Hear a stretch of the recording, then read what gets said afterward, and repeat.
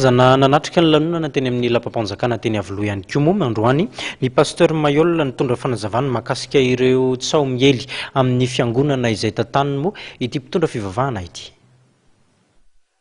Anisan'ny filoham-piangonana Voasy ary tonga teny Avoloa ny pasteur Mayol mivady ao amin'ny fiangonana Apokalipsy maneran-tany ary filoham-boninahitry ny atoko GFFM. Ity faramo dia fantatry ny maro amin'ilay faminan'indy ny amin'ny ahatongavana azy ho filoham-pirenena amin'ity taona 2024 ity. Araka ny nambaran'ny pasteur Mayol dia mbola tazominy hatramin'ny farany ny faminaniana ahatonga azy ho filoham-pirenena amin'ity taona ity ary mbola mamafisy ny fahapetraka izy izay vao hilatsaka ho vidiana. Zava-dehibe koa ny filohan-drazely dia ny am-po-pirenena atsika tsy baiko ny vahiny sisy. Mety zany.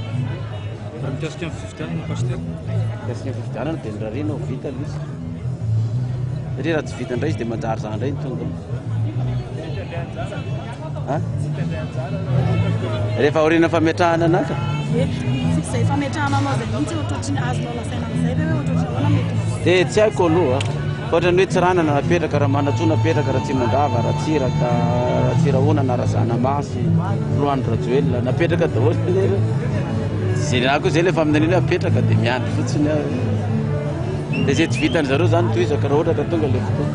Manoloana ny tsao miely tsiroa izay milaza fa manana ny ampy arabola sy mpanohana matanjaka ary firenendehibe toa ny Rosia, Sina, Korea ao ambadika afaka mamaty sy fanonganam-panjakana ny pasteur Mayol dia nanambary ity pasteur ity fa izay fitondrana rehetra izay nifanipy teto Madagasikara dia efa niezaka nanao fanadidina sy nanamarina izay mety ho famatsim-bola ny pasteur Mayol ary mazava tsara fa mbola sy nandray vola na fitaovana tamina firenena avy any ivelany ity pasteur ity sy ny antoko entiny. Raha nanontaniana amin'ny mety ahatongavany eo amin'ny fitondrana ny pasteur Mayol dia nilaza fa izy koa aza tsy mbola mahafantatra ny fomba ahatongavany eo. Nilaza kosa nefa izy fa tsy amin'ny alalan'ny fanonganam-panjakana na fividinana an-dalambe fa amin'ny fomba manara-penitra raha araky ny filazany ihany.